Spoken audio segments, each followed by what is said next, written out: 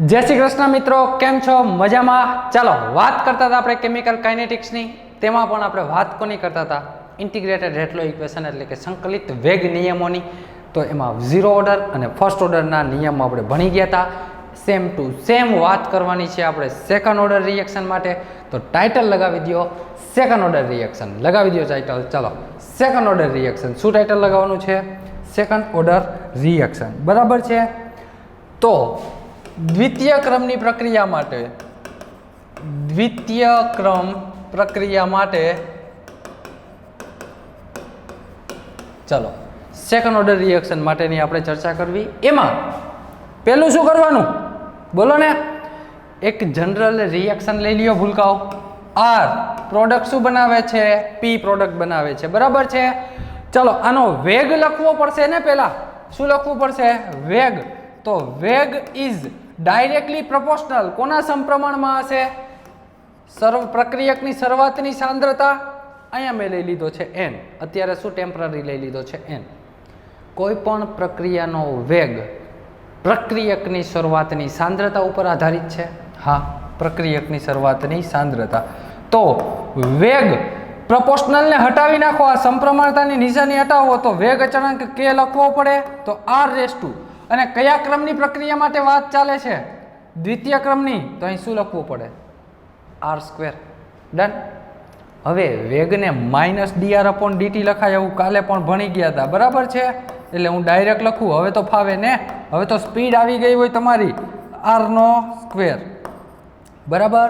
ચલો -dr/dt = kr². હવે શું કરવાનું છે? તો કે ભાઈ r વાળી ટર્મને એક તરફ રાખો, t વાળી ટર્મને એક તરફ રાખો. તો અહીંયા r² છે ને જમણી બાજુ. હા પડો ને, જમણી બાજુ r² છે ને. આને ઉપાડીને અહીંયા નીચે જવા દો, એટલે કે ડીટીની જગ્યાએ ડીટીને હટાવીને અહીંયા લઈ લો. આ બંનેને ચેન્જ કરી નાખો. આ અંશમાં છે, ક્યાં જતું રહેશે? છેદમાં. તો અહીંયા આવું લખાય કે -d/r/r² = k dt. હા કે ના? બરાબર છે. આવું કંઈક સમીકરણ મળી ગયું. આ r² અહીં નીચે જતો રહ્યો, dt અહીંયા ઉપર આવી ગયો, બરાબર. આ કંઈક ઇક્વેશન મળ્યું ને. આ ઇક્વેશનને શું કરું છું ભૂલકાઓ? આ જે ઇક્વેશન છે ને એને હું કરું છું મલ્ટીપ્લાય. શેનાથી? નેગેટિવથી. નેગેટિવથી મલ્ટીપ્લાય કરતા સમીકરણને નેગેટિવથી ગુણતા. નેગેટિવથી ગુણી દો તો ભૂલકાઓ આ બાજુ નેગેટિવથી મલ્ટીપ્લાય કરો તો નેગેટિવ નેગેટિવ પોઝિટિવ થઈ જાય. તો d/r/r² = -k dt. હા પાડો, આવું બની જાય. d/r/r² = -k dt. ડન. બને કે નહીં આવું? હા પાડો ને. હા બની જાય. ચલો હવે આનું આપણે શું કરશું? સંકલન કરી દેશું. ચલો લગાવી દો સંકલનનું. તો અહીંયા રહ્યું ઇક્વેશન આપણું. લખજો પછી હો દોસ્ત, પહેલાં જોઈ લ્યો, શાંતિથી જોઈ લ્યો. આવું કંઈક સમીકરણ હતું. d/r/r² = -k dt. આ સમીકરણ છે. હા, હું શું કરું છું? આનું સંકલન કરી નાખું. ચલો જો આનું સંકલન કરવામાં આવે તો કંઈક આવું બને. સંકલન ઓફ 1/r² × d/r = -k તો કોમન છે ભાઈ, કોન્સ્ટન્ટ છે, બહાર લઈ લ્યો. Integration of dt. In short 100 વાતની એક વાત કરવા જઈએ આપણે તો 1/r² નું સંકલન મેં તમને કાંઈક કીધું હતું કે 1/x² હોય, dxની સાપેક્ષે જો સંકલન કરવામાં આવે તો આનો જવાબ 1/x - 1/x મળે. આવું મેં આપણે બેઝિક મેથ્સ ભણ્યાને નોટ કરીને લખાવેલું છે. ત્યાં સોલ્યુશન પણ લખાવેલું છે કે કેમ આવું થાય છે, બરાબર છે. તો 1/x² dx = શું થાય? 1/x. તો અહીંયા શું છે? 1/r² છે ને. તો આનું સંકલન શું થશે કયો ને? અરે ભૂલકાઓ બોલો ને. -1/r, બરાબર. આ આટલાનું સંકલન શું થઈ ગયું? -1/r. આ -k as it is. dt નું સંકલન થાય t + c. આ કંઈક નવું સમીકરણ મળી ગયું આપણે. ચલો ડન. આ તો લખેલું છે બેઝિક મેથ્સમાં, બરાબર છે. આ -1/r = -kt + c. નવું સમીકરણ મળ્યું. હવે શું કરવાનું? કયો ને આ સમીકરણમાં આપણે 1/1 શું મૂકશું? t = 0 સમયની સાંદ્રતા અને t = t સમયની સાંદ્રતા. બે કેસ લઈ લઈએ. ચાલો ફટાફટ બે કેસ લઈ લ્યો. અહીં બે કેસ લખી નાખીએ. પહેલો કેસ t = 0 સમયે r = શું લખાય મારા દોસ્ત? બોલી જાને ફટાફટ બોલ દોસ્ત. r0 લખાય, હા કે ના? તો અહીંયા r ની જગ્યાએ શું લખશું? r0 મૂકી દો સમીકરણ, અને સમીકરણ નંબર 1 કહી દો. કયું છે સમીકરણ નંબર 1? તો -1/r ની જગ્યાએ આપણે મૂકશું r0 = -k. અહીંયા શું થઈ ગયું? 0 + c. બરાબર? t ની વેલ્યુ તો 0 મૂકવી પડશે. ડન. ચલો કાંઈ પ્રોબ્લેમ નથી, હાલ્યા જાવ આગળ. આ વેલ્યુ આખી શું થઈ ગઈ ભૂલકાઓ? 0 ને? તો અહીંયા કંઈક આવું મળ્યું, -1/r0 = શું થઈ ગયું? c. તો c ની વેલ્યુ કંઈક આવી મળી ગઈ, c = -1/r0. ડન. હવે બીજો કેસ લઈ લઈએ. કયો છે બીજો કેસ? તો કે ટાઈમ t = t સમયનું કોન્સન્ટ્રેશન. તો r = શું લખાશે? r0, અરે સોરી rt આવે ને, rt મૂકી દો આ બંને વેલ્યુ આ સમીકરણમાં. તો -1/r ની જગ્યાએ rt લખશે દોસ્ત, = t ની જગ્યાએ t પ્લસ c ની વેલ્યુ ઉપરથી લઈ લઉં. c ની વેલ્યુ તમે ઉપરથી લ્યો ને, તો શું છે? -1/r0. આ કંઈક સમીકરણ મળી ગયું છે દોસ્ત ને. -1/rt = -kt. આ c ની વેલ્યુ મૂકી, c ની. અહીંયા ખરેખર જવાબ શું આવે? c આવે ને. c ની વેલ્યુ મૂકો તો -1/r0. આ કંઈક સમીકરણ મળ્યું, હા કે ના? હાલો તો આ સમીકરણને લઈને આપણે આગળ જઈએ. આ સમીકરણ મને કંઈક આવું મળ્યું છે દોસ્ત, -1/rt = -kt -1/r0. આટલા સુધીમાં કોઈ પ્રોબ્લેમ છે? હા કે ના? નથી ને? હવે આમાં જુઓ તો બધામાંથી હું માઇનસ કોમન લઈ લઉં. બધામાં શું કરું? માઇનસને કોમન લઈ લઉં. કઈ રીતે? આ બાજુ તો માઇનસ છે જ, તો -1/rt એઝ ઇટ ઇઝ. બરાબર? = અહીંયા માઇનસ કોમન લઈ લ્યો તો શું વધે? kt + 1/r0. હા પાડો, હા પાડી દો. ચલો ડન. અહીંયા આ શું થઈ જશે? હવે જુઓ, આ માઇનસ અને માઇનસ કેન્સલ આઉટ થઈ જાય, તો વધ્યું શું? 1/rt = kt + 1/r0. બરાબર છે? 1/rt = kt + 1/r0. ક્યાંથી આવ્યું આ સમીકરણ? આવ્યું ક્યાંથી? અહીં ધ્યાન આપો. પહેલું મેં કામ શું કર્યું? તો કે પ્રક્રિયાનો વેગ લખ્યો r2p. કોઈ પણ પ્રક્રિયાનો વેગ પ્રક્રિયકની શરૂઆતની સાંદ્રતા ઉપર આધારિત છે, સ્વાભાવિક છે. પ્રક્રિયકની શરૂઆતની સાંદ્રતા એટલે કે r⁴n. n ની વેલ્યુ કેટલી લેવાની? 2. કારણ દ્વિતીય ક્રમની પ્રક્રિયા છે. દ્વિતીય ક્રમની પ્રક્રિયા માટે મેં વેગ લખી નાખ્યો, વેગ = kr². બરાબર? વેગ = -dr/dt લખીએ તો કંઈ ખોટું નથી, આપણે લખતા જ આવ્યા છીએ પહેલેથી. તો -dr/dt લખી નાખ્યું = kr². હવે મેં શું કર્યું? તો કે r વાળી જેટલી ટર્મ, જો એક r વાળી ટર્મ બરાબરની ડાબી બાજુ, એક r વાળી ટર્મ બરાબરની જમણી બાજુ. તો હું શું કરું છું? r વાળી જેટલી ટર્મ છે ને, r રિએક્ટન્ટ r, એને બરાબરની એક તરફ રાખું, t વાળી ટર્મને બરાબરની એક તરફ રાખું. તો આ જે r² છે ને, આને હું અહીં નીચે જવા દઉં. ક્યાં જવા દઉં છું? આના છેદમાં. તો -dr/r² થઈ ગયું. આ dt છે ને, એને ઉપાડીને લઈ લ્યો k ની બાજુમાં, તો = kdt. ઉપરના સમીકરણને આપણે નેગેટિવ સાઇનથી મલ્ટીપ્લાય કરી દીધું. શેનાથી કર્યું દોસ્ત? નેગેટિવ સાઇનથી મલ્ટીપ્લાય કરી દીધું. ચલો, negative negative positive, positive negative negative. Done. આટલો ખ્યાલ આવી ગયો, કાંઈ ઇસ્યુ છે નહીં. હવે વધીએ આગળ. આપણે આગળ. આ સમીકરણનું 1/r² × dr = -kdt. એનું મેં શું કરી નાખ્યું છે? સંકલન કરી નાખ્યું. શું કરી નાખ્યું દોસ્ત? સંકલન. બરાબર? તો આ 1/r² × dr એનું આપણે કર્યું છે ભૂલકાઓ સંકલન, = -kdt.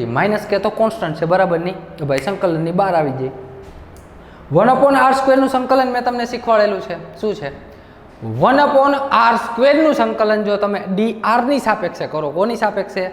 dr ની સાપેક્ષે, તો -1/r થાય. શું થાય ભૂલકાઓ? -1/r ઇઝ ઇક્વલ ટુ આ માઇનસ કે ડીટીનું સંકલન ટી પ્લસ સી. સી શું છે? ઇન્ટિગ્રેટેડ કોન્સ્ટન્ટ, સંકલનનો અચળાંક છે. હવે તો કે બે આપણે મૂકી દઈએ, કેસ લઈ લઈએ. Time T is equal two 0 સમયની સાંદ્રતા, જેને r is equal two r0 initially concentration of the reactant. તો -1/r0 ક્યાંથી આવ્યું? તો કે ભાઈ r ની જગ્યાએ r0 મૂકો, t ની જગ્યાએ 0 મૂકી દો, c એઝ ઇટ ઇઝ. ત્યારે તમને c ની કાંઈક વેલ્યુ મળી ગઈ, જેને -1/r0 કીધી આપણે. બીજો કેસ લઈ લીધો, time t is equal two t સમયે r is equal two rt લખાય, મૂકી દો પેલા સમીકરણમાં. પેલા સમીકરણમાં મૂકશો તમે તો r ની જગ્યાએ rt મૂકી દીધું, માઇનસ kt પ્લસ c હતું ને અહીંયા શું હતું? Plus c. જો આવું લખેલું હતું પ્લસ c. c ની જગ્યાએ -1/r0 લખ્યું, અહીં શું લખાય? -1/r0. આ માઇનસ પ્લસ કરો શું થઈ જાય? માઇનસ જ ને. ઇન શોર્ટ 100 વાતની એક વાત કરવા જઈએ આપણે તો અહીંયા ફાઇનલ જવાબ આવશે -1/r0. એના ઉપરથી મને આ કંઈક સમીકરણ મળી ગયું, -1/rt is equal two -kt -r0 1/r0. Done. બધામાં શું છે ભાઈ? નેગેટિવ છે. નેગેટિવને કોમન કાઢી લ્યો, દૂર કરી દો, નવું સમીકરણ મળ્યું. તો હવે આ સમીકરણને ભૂલકાઓ મારે સરખાવવું છે y is equal two mx plus c સાથે. કોની સાથે? y is equal two mx plus c સાથે હું કમ્પેર કરું છું. ફાવશે? કરો. y is equal two mx plus c સાથે કમ્પેર. તો અહીંયા કાંઈક તમને નવો ગ્રાફ મળી આવે. ભૂલકાઓ શું મળી આવે? એક ગ્રાફ મળી આવે કે જે ગ્રાફ y એક્સિસ ઉપર છે 1/rt. હા કે ના? એક્સ એક્સિસ ઉપર શું છે? સમય t. ઇન્ટરસેપ્ટ છે? હા છે હો દોસ્ત, ઇન્ટરસેપ્ટ છે.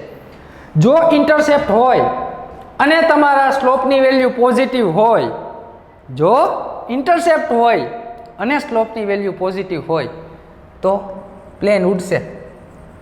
પ્લેન y એક્સિસ ઉપરથી ઉડી જશે. ચલો પ્લેન ટેક ઓફ થયો દોસ્ત, y એક્સિસ ઉપરથી પ્લેન ટેક ઓફ થયું.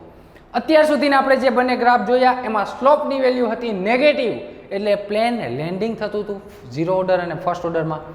પરંતુ ભાઈ second order, third order, fourth order એ બધામાં ચેક કરી લેજે દોસ્ત. હવે બધામાં સ્લોપની વેલ્યુ આવશે પોઝિટિવ. શું આવશે? સ્લોપની વેલ્યુ આવશે પોઝિટિવ. જો સ્લોપ પોઝિટિવ આવે તો તમારું પ્લેન ઉડે. જો દોસ્ત m ની વેલ્યુ થઈ ગઈ છે k. હકે ના? k. ઇન્ટરસેપ્ટ c ની value, intercept c is equal two 1/r0 છે. તો અહીંયા y એક્સિસ ઉપર 1/rt, x એક્સિસ ઉપર t, તમારા સ્લોપની વેલ્યુ થઈ ગઈ છે k અને intercept c is equal two 1/r0. તો અહીંયા પ્રશ્ન પૂછાઈ શકે એક વખત નેટમાં, CSIR નેટ એક્ઝામમાં પ્રશ્ન પૂછાઈ આવી ગયો છે. આ સેકન્ડ ઓર્ડર માટેનો ખાલી ગ્રાફ આપી દીધો હતો, ઓનલી ગ્રાફ. અને કઈ કઈ વસ્તુ આપી હતી? આ 1/rt અગેન્સ્ટ t એટલું લખેલું હતું. ન તો સ્લોપ લખેલો હતો, ન તો ઇન્ટરસેપ્ટની વેલ્યુ લખેલી હતી. પૂછેલું હતું કે what is the order of reaction, પ્રક્રિયાક્રમ શું હશે? પ્રક્રિયાક્રમ શું હશે? 2 માર્ક્સમાં પ્રશ્ન આવ્યો હતો નેટના પેપરમાં. 2 માર્ક્સ ને 4 માર્ક્સ બંને ક્વેશ્ચન હોય, તો 2 માર્ક્સમાં આવ્યો હતો તો તમારે ઈ ક્વેશ્ચન 4 માર્ક્સમાં આવી શકે, બેઠો ક્વેશ્ચન. બરાબર? એટલે જ હું કહેતો હોઉં કે ગ્રાફમાં તમે પેરામીટર યાદ રાખજો. ચલો ને બોલો ને મારી સાથે, અરે બોલો ને મારી સાથે, ગ્રાફમાં પેરામીટર યાદ રાખજો. શું છે ગ્રાફના પેરામીટર? 0 ઓર્ડર માટે rt અગેન્સ્ટ t નો ગ્રાફ હોય, ફર્સ્ટ ઓર્ડર માટે લિનિયર rt અગેન્સ્ટ t નો ગ્રાફ હોય, સેકન્ડ ઓર્ડર માટે 1/rt અગેન્સ્ટ t નો હોય. બરાબર છે? ખ્યાલ આવે? ચલો ડન. તો આ શું થઈ ગયું છે ભૂલકાઓ? આ થઈ શું ગયું છે? y is equal two mx plus c. Done. આ તો મને મળી ગયું છે. શું મળ્યું? આપણે ગ્રાફિકલ ઇક્વેશન મળ્યું. પણ મારે હજી શું મેળવવું? વેગ અચળાંક એટલે કે રેટ કોન્સ્ટન્ટનું ઇક્વેશન. ક્યાં ગયું સમીકરણ? અહીંયા રહ્યું. આ છે તમારું ગ્રાફિકલ ઇક્વેશન. લખી નાખીએ આપણે ગ્રાફિકલ ઇક્વેશનને અહીંયા. તો એના ઉપરથી આપણે ફાઇન્ડ કરવું છે શું? ચલો આ 1/rt is equal two kt, આ પ્લસ જ છે દોસ્ત, kt plus 1/r0, 1/r0, 1/rt is equal two kt plus 1/r0. Done. હવે આમાં શું કરવું છે તો કે ભાઈ આમાં છે ને આપણે કેટીની વેલ્યુ જોતી. કોની? કેટીની. તો કેટીને હું બરાબરની આ બાજુ જ રહેવા દઉં છું દોસ્ત. શું કરું છું? કેટીને બરાબરની આ બાજુ જ રહેવા દઉં છું. આ 1/r0 છે ને એને ઉપાડીને ડાબી બાજુ જવા દો તો શું થઈ જશે? આ પ્લસ છે, બરાબરની પહેલી બાજુ જાય તો માઇનસ, તો 1/rt minus 1/r0 is equal to KT. કંઈક આવું સમીકરણ આવે. હા પાડી દો, આવું જ આવે ને, આવું જ આવ્યો, કાંઈ ફેરફાર ના આવે. કેટી શું કર્યું? મારે જોઈતી હતી કેટીની વેલ્યુ. શું જોઈતી હતી? કેટીની વેલ્યુ. આ 1/r0 બરાબરની જમણી બાજુ હતું ત્યારે પોઝિટિવ હતું, ઉપાડીને લઈ જાઓ ડાબી બાજુ તો નેગેટિવ થઈ જાય. હવે આને હું થોડુંક સજાવીને લખું, થોડુંક સજાવીને ઇનશોર્ટ સરખું જ લખું અને આમ ઉલટાવી નાખું ખાલી. તો 1/rt માઇનસ 1/r0 આ સમીકરણ મળી ગયું. હજી મારે જોતું શું ભાઈ? ઓનલી કે ની રેટ કોન્સ્ટન્ટ વેગ અચળાંકનું સમીકરણ જોતું. તો k is equal two 1/t બ્રેકેટમાં લખી નાખીએ આપણે rt માઇનસ 1/r0. આ થઈ ગયું છે આપણા માટે વેગ અચળાંકનું સમીકરણ. કોનું થઈ ગયું છે? વેગ અચળાંકનું સમીકરણ થઈ ગયું છે. બરાબર છે? ફાવશે આટલી વેલ? હા કે ના? ક્યાંથી આવ્યું? તો કે ગ્રાફિકલ ઇક્વેશન ઉપરથી જ આપણે લખેલું છે. ગ્રાફિકલ ઇક્વેશનમાં થોડું ઘણું મોડિફિકેશન કર્યું, થોડું ઘણું સજાવી દીધું, એટલે આપણે વેગ અચળાંક કેનું સમીકરણ મળી ગયું. કોનું મળ્યું? વેગ અચળાંક કેનું સમીકરણ મળી ગયું. બરાબર છે? ચલો, આ વેગ અચળાંક કેનું સમીકરણ મળી ગયું. આમાં કાંઈ હજી એક વસ્તુ લખી શકીએ ઓર કરીને, તમને ખ્યાલ જ હશે કઈ લખવાના છીએ આપણે. કયો ને?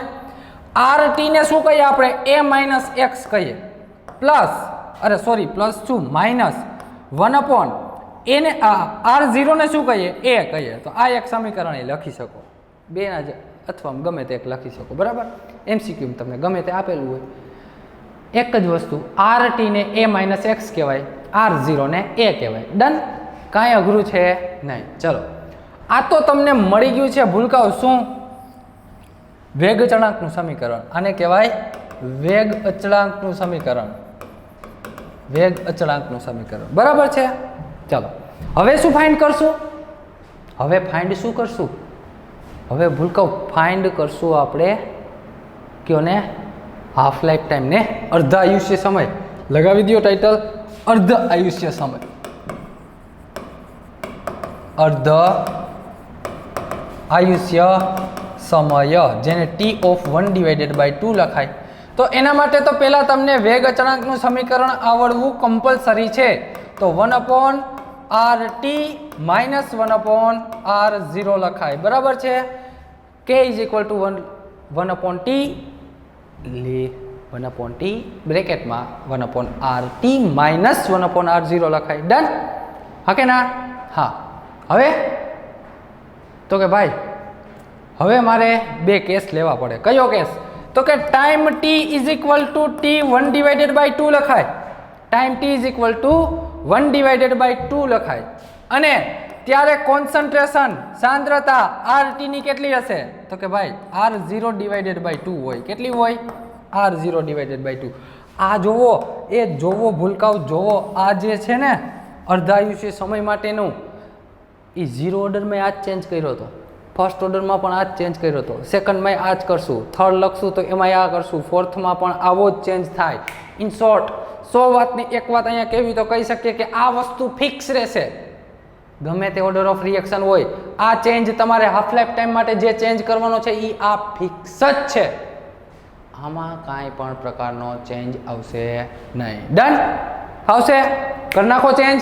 ઉપરના સમીકરણમાં મૂકી દો. તો k is equal two 1/t as it is 1 rt ને રિપ્લેસ કરીને r0/2. તો r0/2. બરાબર છે? r0/2 minus 1/r0. બરાબર?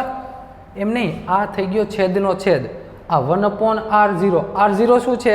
છેદમાં છે ને, એનો છેદ. છેદનો છેદ અંશમાં જાય. ક્યાં જાય? છેદનો છેદ અંશમાં જતો રહ્યો, એટલે 2 જતો રહ્યો ઉપર. તો k is equal two 1/t. અહીંયા શું આવ્યું? 2/r0 minus 1/r0.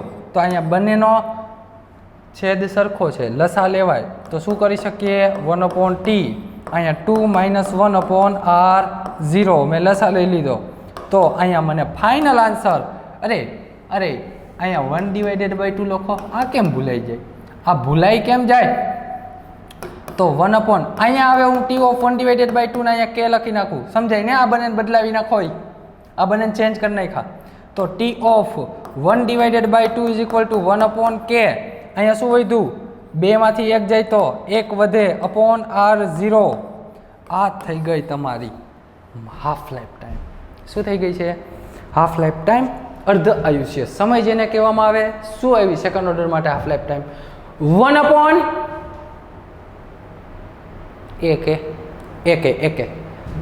r0 ને શું લખાય? r0 ને a લખી શકો ને, ઓર કરીને લખો t of 1/2 is equal two 1/r0 is equal two a અને k ak. બરાબર? કાંઈ અઘરું છે નહીં. ચલો ડન. હવે વધીએ આપણે આગળ. t of 1/2 is equal to 1/k r0. Done. આ શું થઈ ગયું? હાફ લાઈફ ટાઈમનું ઇક્વેશન. બરાબર છે? ચલો વિડીયો સ્ટોપ કરી અને લખી લ્યો. ચલો આ લખી લીધું. હવે શું ફાઇન કરવાનું રહ્યું? ક્વાર્ટેટ લાઈફ ટાઈમ જોઈ લઈએ. હાલો ને, પૂછી લઈએ તો આપણે આવડવો જોઈએ MCQ ફટાફટ. આના માટે ક્વાર્ટેટ લાઈફ ટાઈમની વાત કરીએ એટલે કે ચતુર્થ આયુષ્ય સમય. શું છે ભાઈ? ચતુર્થ આયુષ્ય સમય. કાંઈ અઘરું નથી. t of 1/4 કરવાનું છે. બરાબર? તો એના માટે રેટ કોન્સ્ટન્ટ k ની value 1/t 1/rt minus 1/r0. બરાબર? શું કરશો? ચેન્જ t ની જગ્યાએ t of 1/4. હવે પેલા આંખો બંધ કરો તો આવડે, કારણ કે આ ત્રીજી ચોથી વાર લખીએ આપણે એટલે આવડે જ ને. આને ચેન્જ જ છે. અને rt ને રિપ્લેસ કરીને શું લખવાનું છે મિત્રો? કયો ને? r0/4 મૂકી દો આ બંને વેલ્યુ આ ઇક્વેશનમાં. તો k is equal two 1/t of 1/4 1/rt ની જગ્યાએ r0/4 માઇનસ 1/r0. એમ નહીં, આમાં નવું હું ભણ્યા એ કહો ને તમે. નવું હું ભણ્યા? ખાલી હાલ ચાલતું જવાનું છે તમારે, ખાલી ચાલતું જવાનું છે, કાંઈ નવીન છે નહીં. બરાબર? તો આ બંનેને ચેન્જ કરી નાખો. પહેલાં તો આ બંનેને ચેન્જ કરી નાખો તો t of 1/4 અહીંયા આવી જાય અને 1/k. અંશનો ભાઈ છેદનો છેદ અંશમાં એટલે 4/r0 માઇનસ 1/r0. એમ નહીં, 4 માંથી 1 જાય તો 3 કહેવાય. આવું તમે નાના હતા ને ત્યારે કરતા. 4 માંથી 1 જાય તો શું કહેવાય? 3 કહેવાય. તો ઉપર શું આવશે? 3. નીચે શું આવશે? r0 into k. તો અહીંયા ફાઇનલ આન્સર તમે ઓર કરીને લખી શકો 3/ak. અક્ષય કુમાર 3/ak. અક્ષય કુમાર. બરાબર છે? ડન. ઇન શોર્ટ 100 વાતની એક વાત કરીએ, બધી વસ્તુ હેલી છે. બધી વસ્તુ એક જેવી જ છે. 0 ઓર્ડરનું આવડે તો ફર્સ્ટ ઓર્ડરનું પણ આવડે, સેકન્ડનું આવડે. બધામાં એક વસ્તુ યાદ રાખજો. શું? કે લિનિયર અથવા તો લોગ આવે તો એ ફર્સ્ટ ઓર્ડરનું હોય, બાકી એમાં લિનિયર કે લોગ આવશે નહીં. બરાબર? ચલો હવે આનું શું કરશું આપણે? કયો ને આનું શું કરવાનું છે? તો કે ભાઈ આના માટે આપણે સ્માર્ટ વર્ક બાકી છે. સ્માર્ટ વર્ક કરી લઈએ. ચલો smart work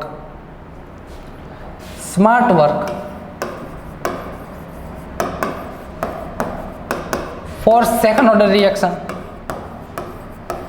second order reaction માટે સ્માર્ટ વર્ક જરૂરી છે. શું કરશું? પહેલા તો ગ્રાફિકલ ઇક્વેશન. શું લખશું ભૂલકાઓ? Graphical equation.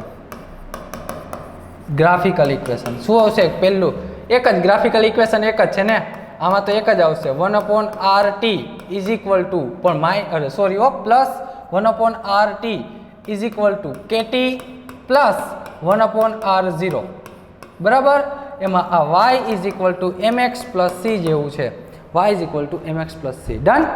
પછી તો કે ભાઈ રેટ કોન્સ્ટન્ટનો ઇક્વેશન, વેગ અચળાંક કેનું સમીકરણ, વેગ અચળાંક કેનું સમીકરણ લખ નાખીએ તો શું આવશે? કેનું સમીકરણ 1/t 1/RT માઇનસ 1/R0 આ જ હતું ને કે બીજું કાંઈ હતું? બીજું લખવું હોય તો શું લખાય કયો ને? બીજું લખવું હોય તો તમે RT ને રિપ્લેસ કોનાથી કરી શકો? a માઇનસ એક્સથી. શેનાથી લખાય? a minus x minus 1/R0 એટલે શું લખાય? a. વાત થઈ ગઈ પૂરી. આ પણ લખી શકો, આ પણ સાચું જ છે, કાંઈ ખોટું છે નહીં. એના પછી અહીંયા જ લખી દો, તમે નીચે લખ નાખજો, બરાબર. હાફ લાઈફ ટાઈમ એનું સમીકરણ શું હતું? તો કે t of 1 divided by 2 is equal to 1/R0 into k, R0 into k અથવા તો 1/AK, બરાબર. પછી ક્વાર્ટેટ લાઈફ ટાઈમ આવું છે ને ભૂલકાઓ, આ બધી વસ્તુ છે ને તમને ખ્યાલ છે? CSIR નેટનું છે ને, CSIR નેટ ખ્યાલ છે? પહેલાં તો CSIR નેટનું આપણે ધ કેટાલિસ્ટ ફિનોલમાં ધ કેટાલિસ્ટ ચાલે છે કે જે આ તમારી MBBS નીટ એક્ઝામ શું છે? નીટ એક્ઝામ MBBS ની PhD એન્ટ્રન્સ એક્ઝામ છે ને, નીટ એક્ઝામ MBBS. જોવો ને, થોડુંક કહું. નીટ એક્ઝામ છે ના છે? તો કે MBBS માં જવા માટે નીટની જરૂર પડે. કોની? ઇન શોર્ટ આ એન્ટ્રન્સ એક્ઝામ કહેવાય, મેડિકલ ટેસ્ટ. એવી રીતે PhD કરવું હોય ને, PhD એના માટે નેટ આવે, NET ઓનલી એક. તમારામાં ને આ નેટમાં બેમાં એક જ ફેર. શું? તમારામાં 2 E આવે, આમાં એક જ E આવે.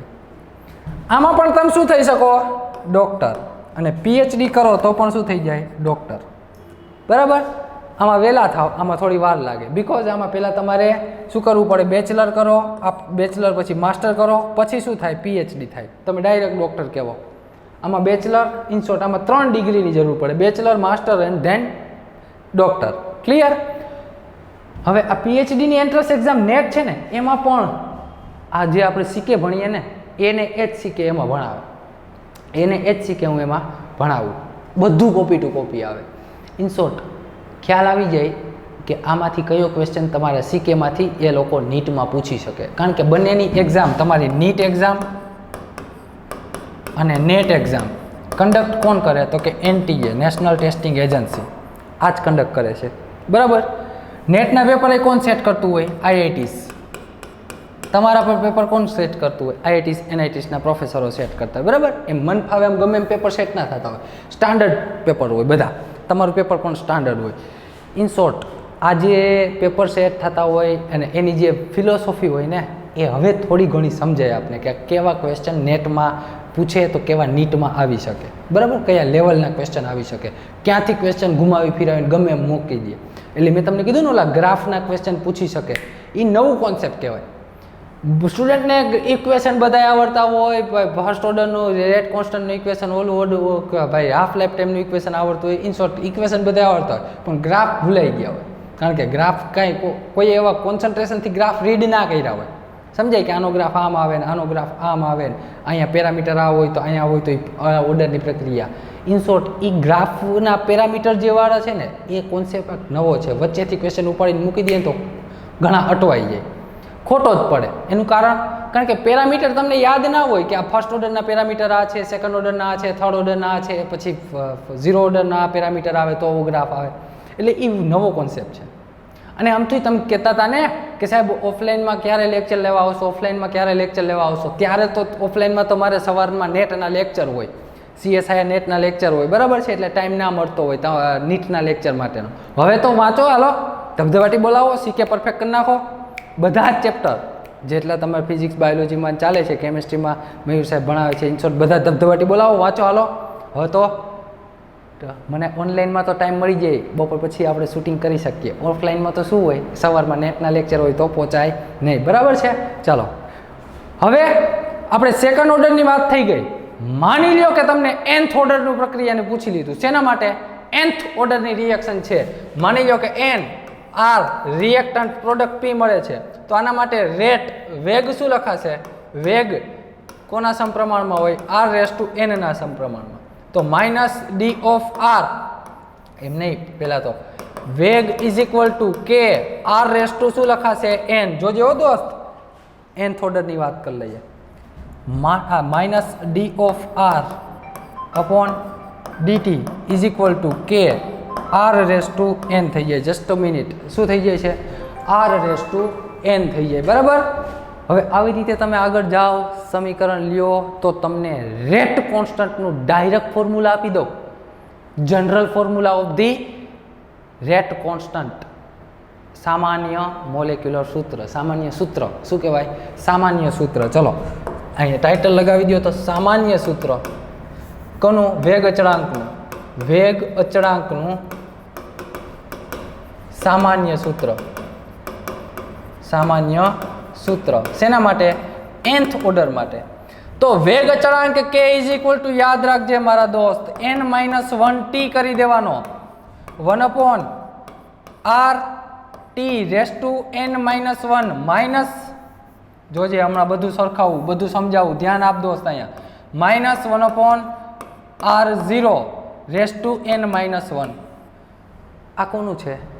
વેગ અચળાંકનું છે. કોનું છે દોસ્ત? વેગ અચળાંકનું. ચેક કરવું છે બધા માટે સાચું છે કે નહીં. આ એક યાદ રાખી લ્યો ને, એટલે બધાના વેગ અચળાંકનું સમીકરણ આવી જાય. બધાના વેગ અચળાંક માટેના સમીકરણ આવી જાય. કઈ રીતે? ચેક કરો. એક નહીં આવે. કયું નહીં આવે એ હમણાં ખ્યાલ આવી જશે. હું વાત કરું, એક કામ કરીએ, આ લખી લ્યો ને પહેલાં વિડીયો સ્ટોપ કરીને. વેગ અચળાંકનું સામાન્ય સૂત્ર, ગમે તે ઓર્ડરની પ્રક્રિયા આપેલી હોય, જો તમને આ યાદ હોય, આ જનરલ સૂત્ર યાદ હોય, તો તમે શું ફાઇન્ડ કરી શકશો? શું ફાઇન્ડ કરી શકાય કયો ને દોસ્ત? આ એક યાદ હોય ને મારા મિત્ર, તો ફટાફટ તમે કોઈ પણ ઓર્ડર માટેનું વેગ અચળાંકનું સમીકરણ ફાઇન્ડ કરી શકો. આવો જોઈએ, આવો જોઈએ. પહેલાં હું અહીંયા આપણે એક ટ્રાય કરીએ. પહેલું સૂત્ર તો શું હતું? k is equal to 1/n-1 t is equal to બ્રેકેટમાં rt raise to n-1 -1/r0 raise to n-1. બરાબર છે? rt raise to n-1 -1/r0 raise to n-1. Done? હા કે ના? હવે ઝીરો ઓર્ડર અને ફર્સ્ટ ઓર્ડર આ બે આમાં નહીં આવે. કયું કયું ઓર્ડર? એક તો ઝીરોથ ઓર્ડર અને એક ફર્સ્ટ ઓર્ડર. આ બે આમાં આવશે નહીં. સેકન્ડ ઓર્ડરથી બધાના આવશે. ઝીરો ઓર્ડરનું તમથી યાદ રહી જાય ને, k ઇઝ ઇક્વલ ટુ શું છે? r0 - rt divided by t. આ ઝીરો ઓર્ડરનું વેગ અચળાંકનું સમીકરણ થઈ ગયું. ઓલા માટેનું તો કે k is equal two 1/t linear r0/rt. First order માટેનું આ થઈ ગયું. r0/rt, અહીંયા r0 - rt. અહીંયા શું આવશે જોઈ લ્યો ને. સેકન્ડ ઓર્ડરનું ડાયરેક્ટ કહી દઉં. સેકન્ડ ઓર્ડર માટે વાત કરવી આપણે કોના માટે? n ઇઝ ઇક્વલ ટુ 2 મૂકી દો આ સમીકરણમાં. n ની વેલ્યુ 2, તો 2 - 1 ઇન્ટુ t.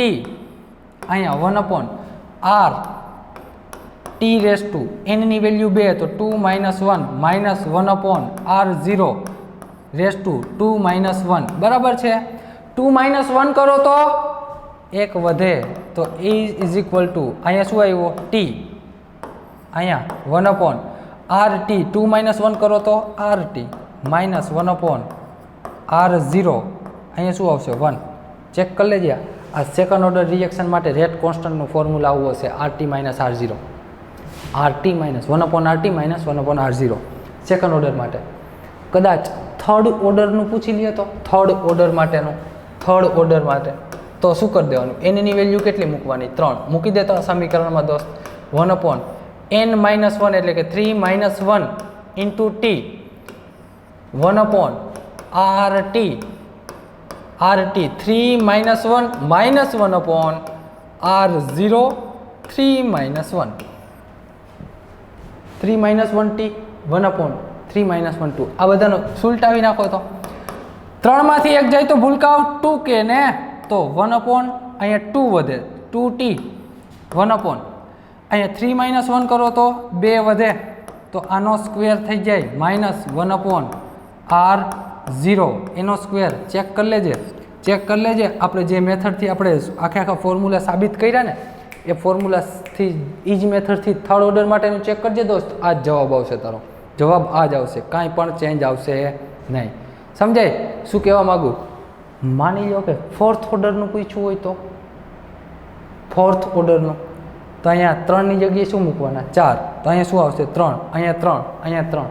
ઇન શોર્ટ 100 વાતની એક વાત, ઝીરો ઓર્ડર અને ફર્સ્ટ ઓર્ડર શું કામ ના ચાલે? ફર્સ્ટ ઓર્ડર શું કામ ના? કારણ કે એમાં લોગવાળી ટર્મ આવે. એમાં શું આવે? લોગનું ઇક્વેશન આવે. આ જનરલ ઇક્વેશન છે ને એ સેકન્ડ ઓર્ડરથી લઈ અને nth ઓર્ડર સુધીના જે કાંઈ પણ આપેલા હોય ને, કોઈ બી ઓર્ડરનું રિએક્શનનું ફોર્મ્યુલા તમને પૂછી લે. હવે માની લો કે એને એમ થયું કે 50મી ઓર્ડર ઓફ રિએક્શન છે, એનું સૂત્ર તારવો, એનું રેટ કોન્સ્ટન્ટનું સૂત્ર કહી દો. પૂછી શકે, સ્માર્ટ વર્ક છે, એ કંઈ પૂછી શકે. એવું ના હોય કે આનું સંકલન છોકરા કેવી રીતે કરશે, એને જોવું જ નથી. એને તો એ પૂછવું છે કે તમને આવડે છે કે નથી આવડતું. એ શું પૂછવા માગે છે? General formula of the rate constant એ પૂછવા માગે છે. બરાબર? એટલે એ ગમે તે ઓર્ડરનું પૂછી લેશે તો તમને આવડવું જોઈએ. બરાબર?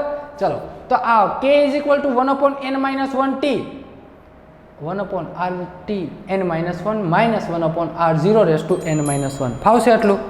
શું છે આ? રેટ કોન્સ્ટન્ટનું ફોર્મ્યુલા છે. કોનું છે? રેટ કોન્સ્ટન્ટ, વેગ અચળાંકનું.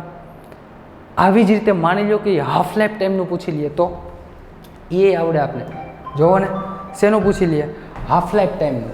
હાફ લાઈફ ટાઈમનું પૂછશે તો શું થશે? હાફ લાઈફ ટાઈમ માટે દોસ્ત T/1/2 કોઈ પણ પ્રક્રિયાની second order to nth order, second order to nth order માટેનું, second order to nth order માટેનું શું આવશે? હાફ લાઈફ ટાઈમનું formula. Half life time second order to nth order half life time. T/1/2 = જોજે દોસ્ત, આ ભૂલાય નહીં, n-1k ઇન્ટુ 2n-1 -1 અંશમાં ને અંશમાં છે 2n-1 -1 અપોન r(n-1 r0(n-1). આ કોનું સૂત્ર છે? અરે કોનું છે કેને દોસ્ત? અને બીજી વસ્તુ કહું તમને, એક બીજી વસ્તુ કયો ને, કહું કે ના કહું? આ છે ને, એક તો સેકન્ડ ઓર્ડર ટુ n-1 એ હાલે, અને બીજી વસ્તુ કે આ 0th ઓર્ડર માટે પણ ચાલે. 0th ઓર્ડર ચેક કરો તો 0 ઓર્ડરનો હાફ લાઈફ ટાઈમ આનાથી ફાઇન્ડ કરીએ આપણે. પહેલાં તો આ ફોર્મ્યુલા T/1/2 = 1/n-1k બરાબર. 2n-1 -1 r0(n-1 બરાબર. હવે મૂકી દો આમાં 0th ઓર્ડર, તો T/1/2 = 1/0th ઓર્ડર મૂકો. અહીંયા 0 મૂકો ને 0 મૂકશો અહીંયા તો શું થઈ જાય? તો કે ભાઈ અહીંયા -1 આવે. 0 -1 ઇન્ટુ k = 2n-1 એટલે 0 -1 -1 divided by r 0 -1. In short 100 વાતની એક વાત, જ્યાં જ્યાં n હતો ત્યાં 0 મૂકવાનો હતો. તો T/1/2 = 1/- k આવ્યો. અહીંયા શું વધ્યો? -1. અહીંયા 2 તો 2 -1 છેદમાં r(-1). હવે -1 હોય તો શું લખાય? એમ નહીં, આમ લખેલું હોય 2 -1 તો આને 1/2 લખાય. હા પાડો, લખાય. શું લખાય? લખાય. હા પાડી દો ને, લખાય. તો એવી રીતે 1/r(-1) હોય તો આને ઉપર લઈ જાઓ તો આને r લખાય જ ને. તો આમાં જેટલામાં ઇન્વર્સ છે ને એ બધામાં હું શું કરી નાખું? ઉલટાવી નાખું. તો અહીંયા -1/k આ શું થઈ ગયું? -1/k. અહીંયા બ્રેકેટમાં શું વધ્યું? અહીંયા બ્રેકેટમાં વધ્યું શું? 2 છે ને, 2 તો 1/2 લખાય. અને 1/2 આ -1 એઝ ઇટ ઇઝ. અહીંયા r(-0) -1 એઝ ઇટ ઇઝ. આપણે લાંબુ સ્ટેપ કરીએ, આ તો સમજાવું, બાકી તો યાદ જ છે તમને. આનાથી બધા ઓર્ડરની રિએક્શન આવી જાય. તો 1/t/2 આ -1/k આ અડધામાંથી આખો જાય તો -1/2 વધ્યું અહીંયા આટલામાં. આને ઉપર લઈ જાઓ તો શું વધ્યું? r0. આ માઇનસ શું થઈ ગયા? પ્લસ થઈ ગયા ને. માઇનસ થઈ ગયા પ્લસ. તો T/1/2 માઇનસ પ્લસ અહીંયા વધ્યું 1/2k ઇન્ટુ r0. તો r0.2k તો હતું જ ને, એ તો હતું જ. ઇન શોર્ટ તમને જો આવડતું હોય ને હાફ લાઈફ ટાઈમનું ફોર્મ્યુલા કયું છે? હાફ લાઈફ ટાઈમ માટેનું ફોર્મ્યુલા આ એક આવડતું હોય ને, હા જોર્યું. હા શું છે 1/n-1 કે 2n-1 -1 r/r0 ડન. આ એક આવડતું હોય તો તમે શું ફાઇન્ડ કરી શકો? ગમે તે ઓર્ડર માટેની હાફ લાઈફ ટાઈમ ફાઇન્ડ કરી શકો. હાફ લાઈફ ટાઈમ કેટલી આવશે? બરાબર છે. ચલો એક કામ કરો, આ વિડીયો સ્ટોપ કરી અને આ લખી લ્યો. ચલો આ લખી લીધું. હવે જો પ્રશ્ન શું પૂછાય, ગમે તે ઓર્ડર ઓફ પ્રક્રિયાનો ગમે તે આપી દે, બરાબર. એમાંથી તમને શું પૂછે? અર્ધ આયુષ્ય સમય પૂછી લઈએ તો તમારે શું ચેન્જ કરવાનું? જે આ ફોર્મ્યુલા આવડતો હોય તો ઓર્ડર ઓફ રિએક્શન તો આપેલો હોય, જે ઓર્ડર આપેલો હોય ને અહીં મૂકી દેવાનો, જે ઓર્ડર આપેલો હશે અહીં મૂકી દેવાનો. બરાબર છે? ફાવશે? ચલો ને એક ક્વેશ્ચન ટ્રાય કરો. પહેલાં તો ફોર્મ્યુલા માઇન્ડમાં ફિટ થઈ જવું જોઈએ. 2n-1 -1 છે. આખે આખું ફોર્મ્યુલા માઇન્ડમાં સેટ હશે તો જ જવાબ આવશે. અહીંયા રહ્યો 3C પ્રોડક્ટ P. ત્રીજા ક્રમની પ્રક્રિયા માટે અર્ધ આયુષ્ય સમય કયો? ત્રીજા ક્રમની પ્રક્રિયા માટે અર્ધ આયુષ્ય સમય. ચલો વિડીયો સ્ટોપ કરી ક્વેશ્ચન સોલ્વ કરો. ભૂલકાઓ અત્યારે ને અત્યારે ફટાફટ. ચલો વિડીયો સ્ટોપ કરીને ક્વેશ્ચન તમે સોલ્વ કરો. એક કામ કરજો ને, હોમવર્કમાં નેક્સ્ટ લેક્ચરમાં આનું સોલ્યુશન આપી દઈશ. બરાબર? ચલો નેક્સ્ટ લેક્ચરમાં આનું સોલ્યુશન આપી દઈશ. મળીએ આપણે નેક્સ્ટ લેક્ચરમાં. ત્યાં સુધી કરી લેજો મસ્ત. આ જે સંકલિત વેગ સમીકરણ પૂરા થઈ ગયા. હવે આપણે વાત કરશું આગળ સ્યુડો રિએક્શન માટેની બધી. બરાબર? મળીએ નેક્સ્ટ લેક્ચરમાં. Thank you.